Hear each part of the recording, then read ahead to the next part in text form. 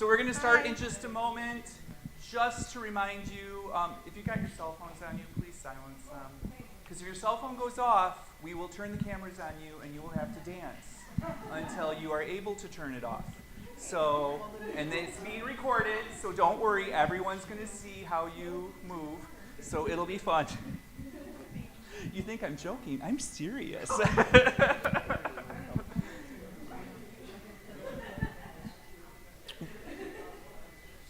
See, I don't know where I'm supposed to be, like right now. Is this good? I feel like I'm just like blocking everyone with that, so. You know, it's always like, got to get yourself prepared. Just don't mind me. Don't mind me. So, all right. I'm ready, Brian, I think so. Hello, everyone. I want to welcome you to this edition of Art Talk. It is a series of conversations that we have with artists who are visiting in the MCC Fine Arts Gallery. My name is Jim Scherder. I am a professor and chair of the Department of Art, Design, and Photography here at Mott. So welcome and thank you for coming. Today we are very fortunate to have two incredible people sitting behind me. Our artist, who is Nancy Dash, a former professor of psychology here at Mott and also coach of our women's athletics. And then Professor Emeritus Paul Rosicki, who is an amazing person, political analyst. He taught poli-sci here at the university. He's an amazing photographer. So I've got two incredible people behind me that I'm going to turn it over to and let them have a conversation about Nancy's work, The Centennial Prints. So thank you for joining us. If you have questions during the talk, if something should come up you want to know about, just raise your hand. I will come over to you and I will give you the mic so that we can hear what you're saying. Thank you. Yeah. 2-second summary of the college history and how you got involved in this. Okay. Then turn it over to you and let you talk about your work in many ways. You know, as you all know, I think Mott turned 100 years old last year, and it's been a college that's gone from 100 students at one point in the 1920s to 13,000 at one point a decade or so ago. It's gone from 3 locations: Central High School, an old sanitarium, and now that's the Court Street campus. And it's going to go on about at least 5 different name changes over its time as well. And Nancy Dash has documented the history so well with her woodcuts. And I've known Nancy for at least 50 years since I've been here. Yeah. And one thing, before you even get into your work, let me have you say a few words about your background. I mean, I knew you were a coach. I knew you taught psych. But I was not really aware of all of the art background you had. I knew you did a little bit of it, but until I just saw the posting there, I did not realize. So why don't you give us a quick thumbnail sketch of your own background at the college in terms of the coaching, the psych, and particularly the arts, and then we'll turn to the woodcuts and everything else. Okay. Oh, well, when I was actually 6 years old, my parents gave me a choice, whether to play some music or take art classes. And for me, I thought, oh my God, there is no choice. I don't want to play anything. I want to draw.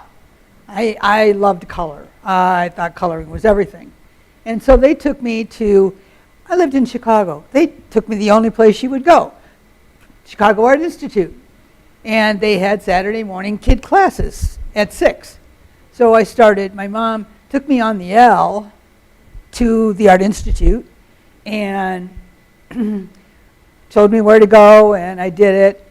And then the next week, she said, okay, go to art. So I did. I walked down to the L, got on, got off, went to my art classes. That's the way it was in my house. When you were going to, do something, they just let you go do it. And I met my mom after my art class, and so I went from 6 till 10. I was 10 years old by the time I left Chicago. And so that was my intro to art. And then we moved to Syracuse. I actually took classes at Syracuse at 11, and then we moved again, and I didn't do much art after that. In high school, I did a lot of art. Actually, and Jim probably doesn't know this, I did a lot of silkscreen. Was one of my major things, but you had to cut it. A whole different thing. Nothing like what silkscreening is today. And then I never did art again. I went to Michigan State. They said it's incompatible with physical education. You can't major in that. And so my dad wanted me to major in art, but I like to eat, and I didn't think I could eat and actually make a I was living. going to say, did you ever think about doing art as your number one career? No. No. Because all I could think of was like, I need to be independent. I need to have a job that's going to give me an income, and I didn't, no. I didn't think I could make it as an artist. So I didn't do that. And I went, I never touched a paintbrush again until I quit coaching, because I taught in Pontiac for 7 years. I came up here in 1972, started at Mott in physical education. I coached the women's basketball team, the women's volleyball team, the men's tennis team. I got paid for that one. And then I started the softball program by getting somebody to coach it. And then I go over there after tennis practice and show them. But, it was a fight. And then I did coaching here until 1991. And after I quit coaching, coaching is all-inclusive. You don't have any time left for anything. And then I talked to, in the only place I ever did any drawing was, and he was a really big influence on a lot of the things I liked. Kevin Caskey was an old professor here. He's long since deceased, but he, at faculty meeting, come on over to my drawing class, come in. And I did. I sat in his night class occasionally and drew. But then when I retired from coaching, I ran into Sam Morello at a coaching class. And if you don't know him, he walks on water. And Sam was the greatest guy in the world. And I went to him and I said, I want to take some art classes. Now that I'm not coaching, I have time. And he said, okay. I said, do I take drawing? He said, oh, no. He said, you take 2D, the two-dimensional design, for those of you who aren't in the art department. And, of course, it's the most hated class here. Well, I took that class, and I love that class. I mean, it's color theory, and it's so cool. It was wonderful. I loved it. So then I said, okay, Sam, now do I take drawing? Oh, no. You take print from me. So I took print from Sam. I was a dutiful student. I read the book. I'd go in and we'd do what he said. I read the next chapter. We did what he said. Then we went to the chapter on aquatint, and I read the chapter. What the hell is that? It did not make any sense whatsoever. Don't worry about it. Of course, aquatint is the best. I loved it. And so I took print from him for years until he retired. And, of course, then we had another person come in. And then finally, Mary Berkmeyer came in, and she was wonderful. But I had started doing woodcuts, and I loved woodcuts. And so that's where we got to woodcuts. And that's where we are today with all of this. Yeah, exactly. with most of my woodcuts, good. yeah. Yeah, I did take some classes with Jim Ames over at the FIA at night, too, watercolor classes. And Jim has a big following. I think he's still around. Yeah. Yeah. So that's my art background, and I've taken every course here. Sam made me take sculpture because he said it will make me more three-dimensional and make my work three-dimensional. And then he made me take ceramics. And then I finally got to take all the drawing classes that I wanted to take. So I had all the drawing classes 2 or 3 times. Bonnert's advanced drawing was one of the ones I kept taking over and over. Figure drawing, advanced drawing. And I took painting from Dempsey 1 semester and, 3 semesters from Tim. And so I'm still learning how to paint. I took printmaking. I went over to register for printmaking back in the early, 2000s. And the girl, I said, I want to register for print. And she said, you've had the class 19 times. And I just looked at her and said, well, I'm a slow learner. She didn't even laugh. But anyway, you know, the studio here and the people here in this department are absolutely the most magnificent people to learn art from. And as an artist, I was, as a new student, when you're 60-some years old, coming into the art department, I was terrified. And even the kids were pretty nice to me. You know, so, but it was, you know, it was just a challenge to come in and be an artist, not because I didn't just grow up doing it. I mean, really. And then Jim has let me be whatever I want to be. Lets me go in there and just do whatever I want to do, which is great. And I want to make sure I thank Josh for all of his help, because he has just been terrific. Thank you so much for all of your hard work. But when I came in here, and last fall, I was on an independent study, and Jim says to me, it's the centennial anniversary next year. And I said, oh, okay. He said we were going to do a mural. Well, we didn't do the mural, but he said, I need some woodcuts of maybe some buildings. We could do that.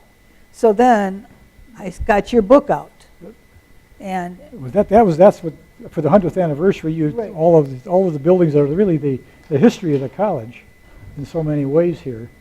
But yeah, tell us how you got inspired to tackle all these buildings and as part of the 100th anniversary. The pictures in your book, some of them are real questionable.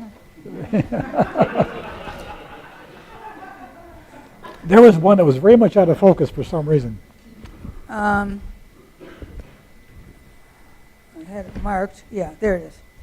All right, this is the picture Yeah.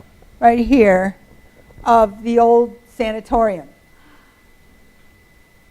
Yeah, That was a college during the 30s, That was 40s, and the- early 50s. yeah, and I love I love the building.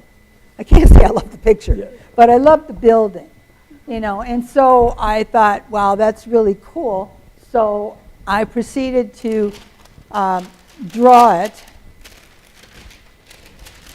and I drew it on tracing paper. Why? Anybody know?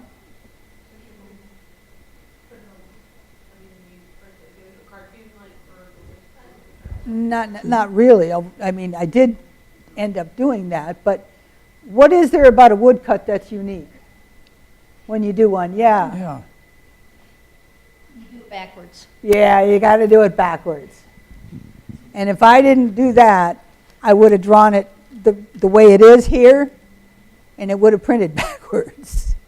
And all my work would be, so I'd use a lot of tracing paper, because then this is the side I actually drew. And, you know, when you look at Yeah, tell us how some of these things came together. right here. There you are. Yeah, okay. This one, you know, you can see that basically this was my drawing, and then I traced after I drew it, and I hand drew it because I had no other way to do it. So I hand drew it, and then that becomes the woodcut backwards. And, you know, you can stylize it any way you want. But when you do a woodcut, like the first thing I do is when I draw it, if I did this last night just so you could see it. There's a grid on the back of that, and there's a grid on this. I just use a grid to draw. You know, I freehand almost everything. I don't trace, you know, I'm not real good at that, so and I never know what size I'm going to do. Sometimes I'm going to do bigger or smaller. So there's a grid on there, and then there's a grid on here. The next step after I've drawn it is to, and I started doing it there, to do it in Sharpie. And I do a whole thing in a Sharpie over the black lines, over my drawing. So everything will look like it's in a Sharpie. You can see this one. This was that Sharpies all over this. It was just drawn in a Sharpie. And then what that tells me is if I like the picture that's got the Sharpie, then I can just cut all the white away. And so the drawing is kind of a process. And when you're drawing, you take that, and if you like the drawing, then that's what you're going to get, only reversed. And some things it doesn't matter if you reverse it, but other things it does.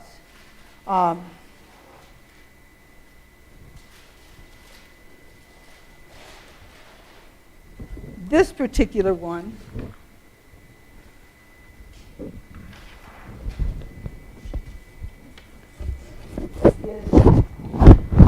it's a sailboat, but I wanted to be able, I've already got this one cut on one plate. So I wanted a copy of the plate in case I wanted to make another color and maybe put the cloud in blue or something, the waves in blue. So I would cut out everything else and leave what I wanted to cut, and it will match exactly that one. So in order to get that, I had to run the copy of the original. This was the original. This was the original cut. And I leave it wet, and I put it on here, and now I have it reversed. Mm-hmm. Okay? And then I run it through the press, and I've got this image. And then I can recarve without having to redraw. How much time does it take to do something like this? I mean, just the sheer effort of it. This one was a pretty big project. Yeah, this was, it took a while. But most woodcuts I can cut a block in a week. Although these were a little bit faster than that because I didn't have as much time. I was getting my shoulder replaced in March, so I had to be done with this project by then. Beautiful work. So, it's like whatever time. The other thing is you have to decide what kind of paper you want to use. When you're doing a woodcut, you can do just about any kind of paper that you want. Because the paper itself, most things are done in print if there's an etching or something on BFK or a good heavy-duty water paper that will absorb the water that you would then blot out and do it. And so that I decided on the paper after the fact usually, and I did this on both BFK white and on this what is called banana pulp paper. That is what I use for an awful lot of my stuff, which I like a lot. Okay, I'm getting ahead of myself. I want to talk about carving. Once I have this drawn, I carve. And a lot of you, want to know, well, what do you carve with? Carving wood is difficult in that it takes a lot of sharp tools. These are tools that I use to carve with. And the carving part is the part that I like. I mean, I think if some people like different things, but it's meditative to me to just sit there and carve. And some of it takes a long time. Some of it's kind of boring because it's just an open space. You're just getting rid of stuff. That's not the fun part. The fun part is all the little idiosyncrasies. One of the ones that I spent a lot of time on was the bear. It's over there. And it's got a lot of little things on it because of the way Kathy put the thing together. I was part of that bear project. So that was in my sculpture class. And so I have a love for the mock bear.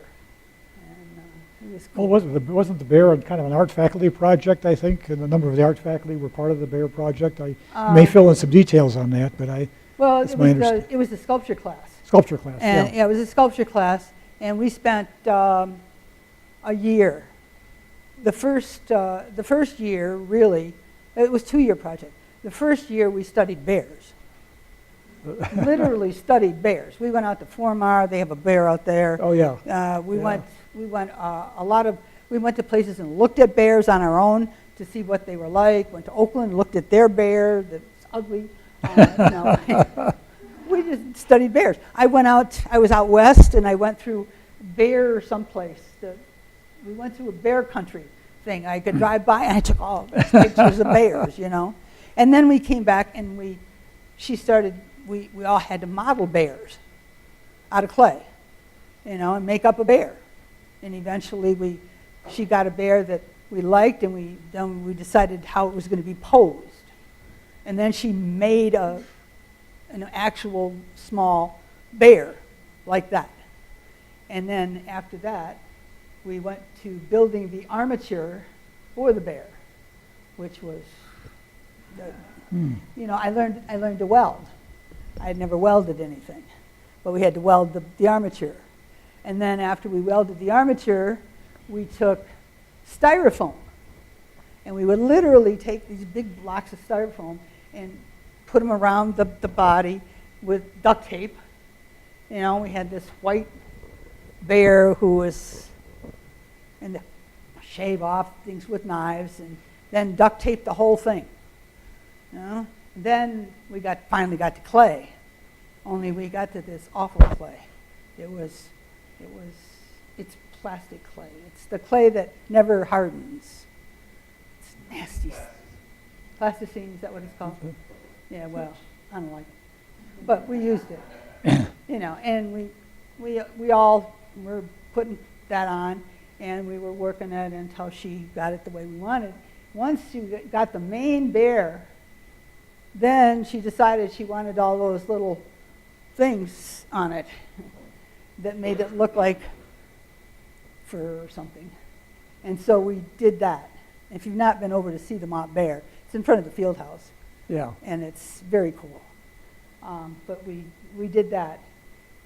Once that was done, then we had to make a mold of the bear. So we had to use, it'd be like mixing epoxy. You had to put two things together and stir it up, and it was a goo. And then you put the goo on, and it had to harden. And this is a big bear. I mean, it's, weighed about 500, I don't know, a lot of money, a lot of pounds. And then once it hardened, then they cut it off in pieces and sent it down to the bronze people who built it and made the thing and then put it together. Oh, we also spent a day going out and looking at rocks for the foot to sit on. But it was good.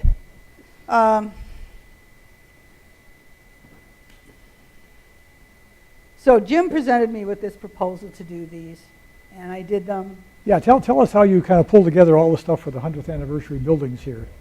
I went out and took pictures. And this was November, so the pictures were ugly because there was no grass, it just wasn't a good time. But I did take pictures, and some of them I didn't have pictures of everything. So Jim had students or somebody, you went out and took pictures. Okay. So then we got a whole collection of pictures of all of the buildings, some of which I didn't even know existed because I thought that the house was the conference center, and I didn't know anyway. So we got pictures of the different buildings, and I think there were 15 buildings and a bear, something like that. And so I picked a building, and then once I got the building, I put them all on my computer, and then I flipped them all. Because, again, the first thing I needed to do was make sure I did it in the right order. So I flipped them, and then Josh and Jim gave me wood. And I said that we'd keep it about, a sheet of paper size, roughly. And I ran off the pictures backwards. And then, again, like I said, I rarely trace things, but I tried to pick out things, and I added like a few things to the trees, or like leaves that weren't there, and if there was an umbrella stand, I might put an umbrella on it, just stuff like that, and stylized each picture as I drew it on a plate. And I drew like 5 plates, and then I'd come in and I'd carve, and I'd start carving them. And once I got them carved, then I would think about printing them, a proof. You always print a proof. And in order to print, if you notice that on this one, the edges on, I wouldn't draw it with that on it, but I put that on there just to show you that if I was going to ink this now, it would be carved. I would put that over there, and then I would decide on a roller size.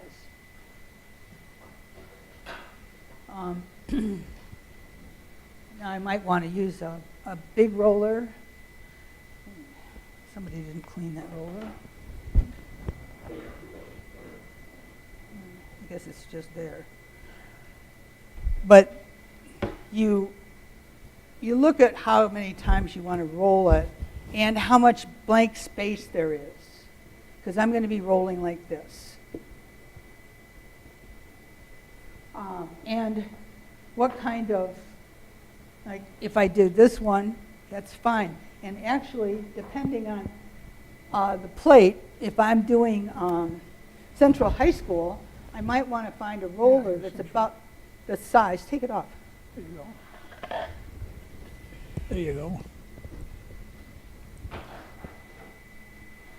If I use this roller, I'm going to have ink all the way over the top.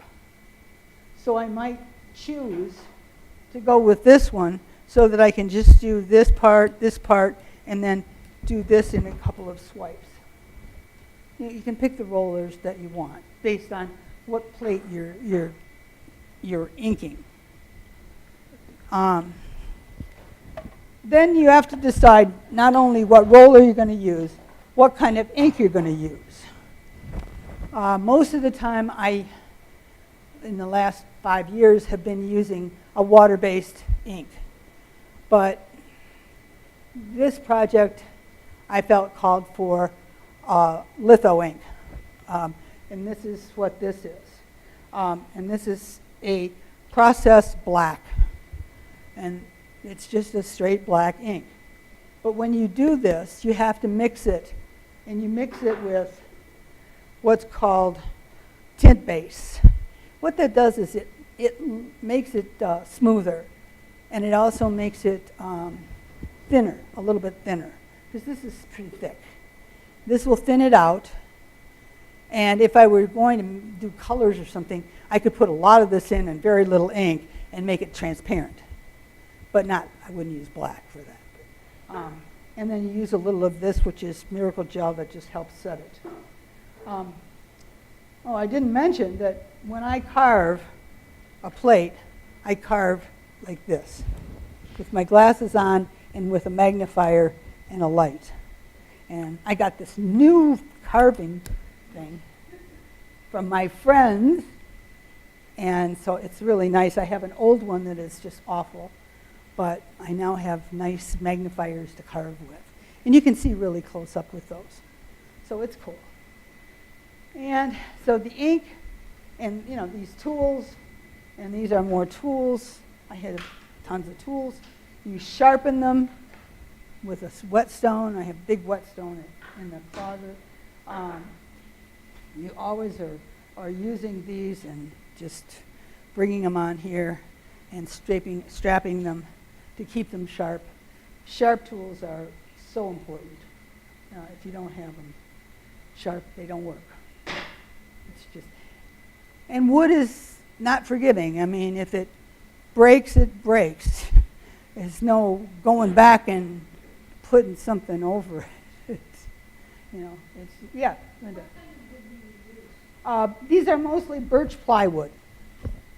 It's birch, and I try and find the best side of the plywood. Michigan Lumber has got very nice birch ply. If you're in town here, that's really where I recommend getting wood. But the other thing I recommend is making sure that whatever you're doing, if it's important to you, try and get the grain to go the way you're going to carve most. Because it's a lot easier to carve with the grain than it is against the grain. Yeah. Is it Baltic birch bark? Is it what?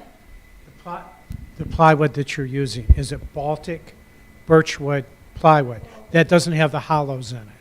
No, That I don't way, know. when you're carving it, you don't Yeah, have... this one, sometimes they end up with bad spots on the back. I don't know if any of these do.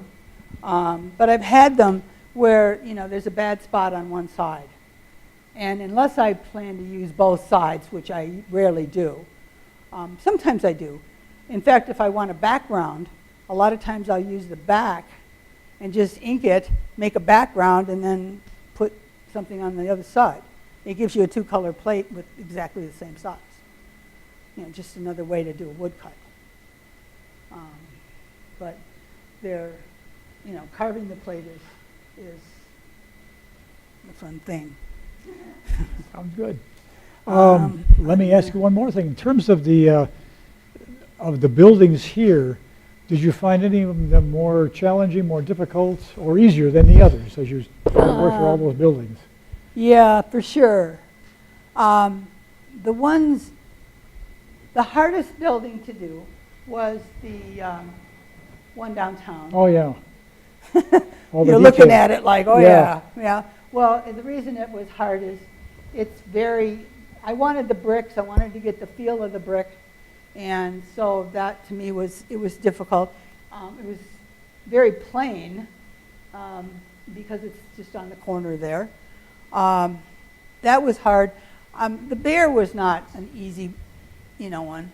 And the library, I had a lot of fun with the library. Mm. I really enjoyed the library because I thought it was interesting. I think it's one of the most interesting pieces. I mean, buildings are kind of boring. Central High School was a challenge I would think. because I was squeezing it into such a small area. Yeah. So it was very tiny, and that was hard. I don't like the Crowdy Center because I tried to put the bricks in, and I'm not happy with bricks, and I'm not terribly happy with the President House one. It's the brick Mhm. stuff. So, but I like the Prawl Center. I like the way the roof comes out on that. Yeah. It's and the field house came out pretty good, so I'm relatively happy with most of them. They're fun. Any other questions? Now, for the future, are these going to go into any kind of school archives? I mean, all these prints. I have very no idea. valuable resource. I printed. Well, I didn't just print. I got an assistant. Some of you know Shirley Owen. She's Oh, yeah. a friend of mine, and she's never printed anything. But I taught her how to put the plate on the press, put the paper on, put the mat board on, and to roll it through. So I would hand her, I didn't have to get up. I'd sit there at the table, inking, getting it right, and then after I'd hand her the plate, she'd go put it on, and she'd run it through. And we did 4 plates a day, five of each plate.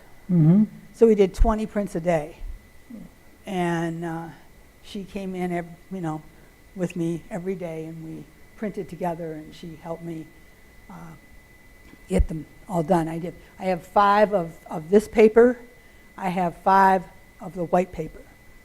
And that was because we thought that the white paper, if we were going to do a mural, the white paper would look better if he was going to blow it up and do something with it in large size. Because he could put it on a computer and just blow it up to any size he wants. Yeah. Oh, okay. So, started to think about something else I was going to say, but I don't remember what it was. So, Paul, to answer your question about what's going to happen with these, So the goal is that they will find a permanent home here on campus, the Good. framed ones that you Good. see here. As Nancy mentioned, because I'm not nice, and I was like, oh, would you print an edition of all of these as well? The goal is that we are going to have that edition, those extra prints, will become available for purchase as That's what I was thinking. as a scholarship Very good. fundraising opportunity, which was incredible that you were so willing to do that. So thank you. It was, you know, it kept me busy. It kept Shirley busy too. Yeah. Yeah, Shirley. Yeah, she liked doing it. She had a good time doing it. You know, it's a fun thing to do. And yeah, I mean, we go through a lot of tape. By the time you tape it and then rip the tape off, put the tape back on, rip it off, you know, you go through a lot of tape. You go through a lot of, you wash your hands like 1,000 times because you got ink on them. The bad part about this ink is that you had to clean it with mineral spirits. And that part was difficult because, that's why these plates look different than some of these other plates, because the other plates were done with water-based ink. And so they came out clean. Doesn't stain as much. But after I did cut the plates, I sealed the plates. And I forgot to say that. I sealed it with a clear shellac. I spray shellac on them, 2 coats, so that they don't look too bad, but they do still, it still sinks in. And, but you're also seeing the black line underneath the seal from where I drew it, so I knew where to cut. And you can look at the plates closer if you want, and any of this stuff. So. Nancy, Well, can I ask you a question? I'm sorry, Paul, Sure. I didn't mean to step on that moment. Why did you choose litho ink over the water-based ink? You said it seemed like this needed litho, so what was the reasoning? I talked to Nancy Pennell about it because she knows her inks really well too, I think, and we've used a lot of different inks. I was finding that I was using my own ink. It's Charbonnel, thank you. Charbonnel ink, and I did not like the texture I was getting when I was running it. It was too thick, and I didn't have a thinner base to, they don't have the transparent base with that Charbonnel, so I ended up deciding I just go with the ink that I was really comfortable with, because I've used this for years, and it's just good ink.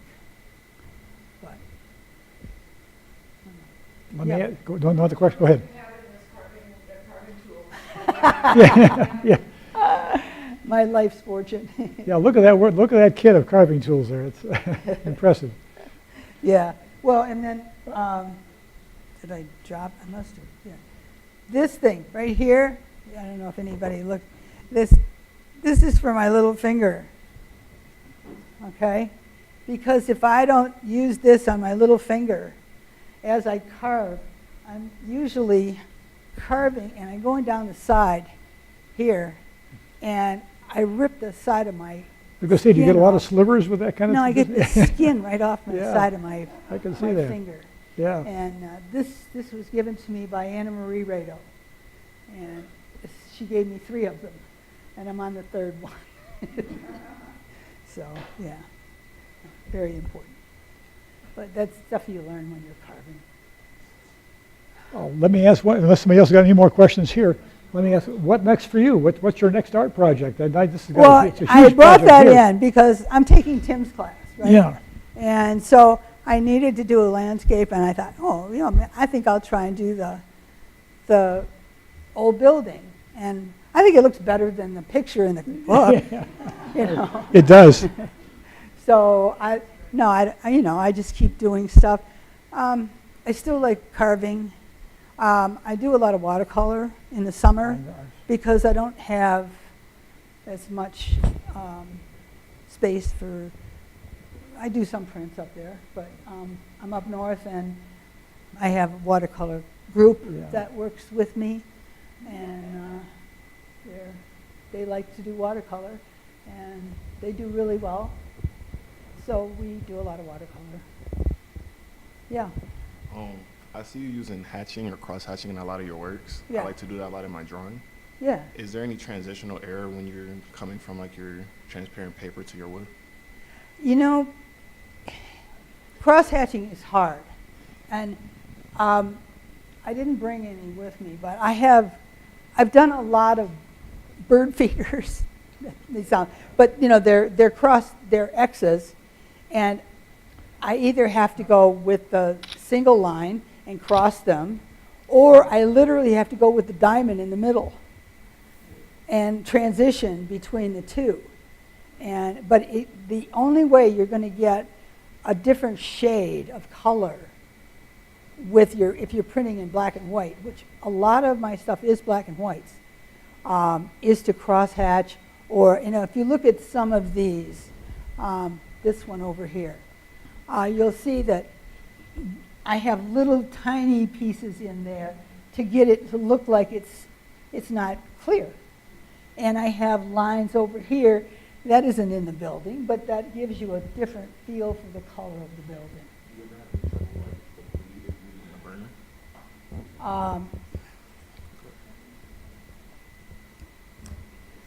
What do you mean by that? I said, do you ever have any trouble like with any type of bleed effect? Like, if you put marker down, it'll bleed. Does it do anything like that when you're carving, or if you use a burning type of tool? Oh, I don't burn.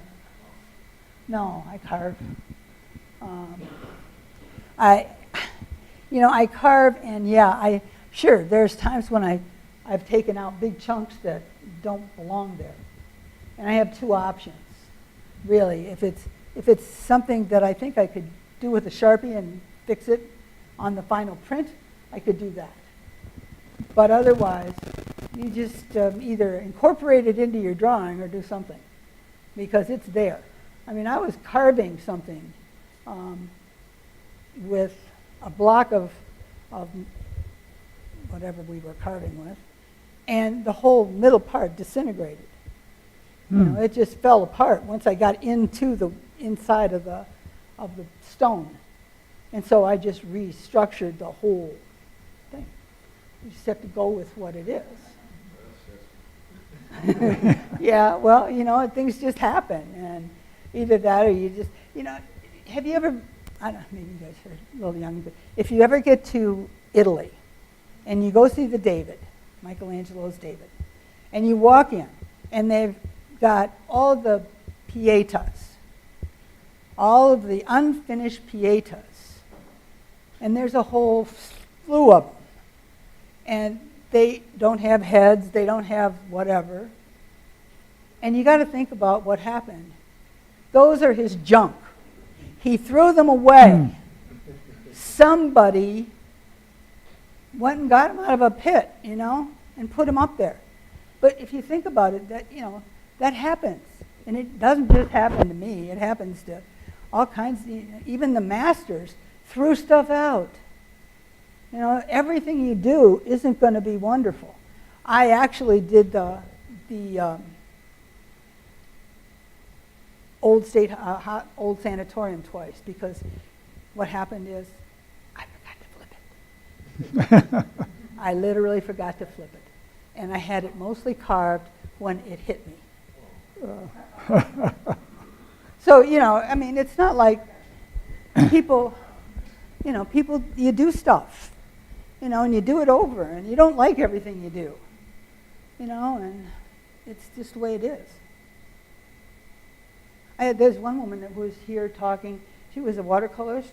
Every time she painted something, she put it in the bathtub and washed it all off, let it dry, and then started again. And she'd do it like 6 or 7 times with the same picture.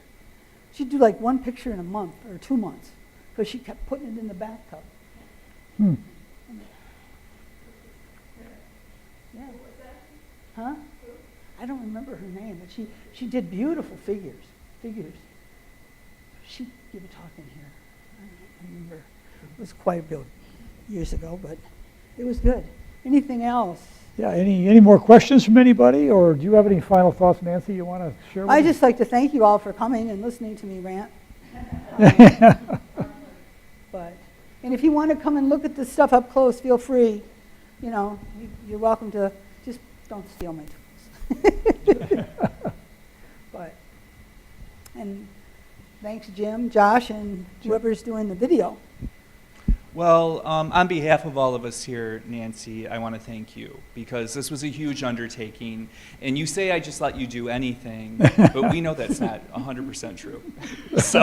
But this is one of the few times I was like, hey, what do you think about this? And I cannot thank you enough for saying yes because I absolutely love your woodcuts. I always have. And to see them to represent this 100 years of the college is amazing, especially considering your history here. So thank you very much for that. You Thanks. are amazing. Thank you. And I want to thank you too, Paul, for your Glad to be- willingness to come because I know you two and your history together and being here at the college, you seem like the perfect person to talk Good to be here. today, especially because of your institutional knowledge. So thank you very It's much. good to be here, yes, yes. I also want to make sure we thank Brian Williams Yeah. and our media services for recording today's event and streaming it for us. Nancy has mentioned Josh Justice, who is our gallery coordinator. Thank you, Josh, for making this show look so beautiful. You are awesome. Thank you so much. And all of you for coming today. Our next talk, or our next exhibition, will feature the work of former professor Doug Warner. So we'll be exhibiting his works. Doug Warner, really? Yeah. Oh, So yeah, cool. Patty will be bringing in his work, and we'll have an exhibition of that. And hopefully, we'll have some of his former students and Patty have our next art talk to discuss the impact Doug had on them and on this department. So thank you all again. Thank you for joining us, and have a great day. Thank you.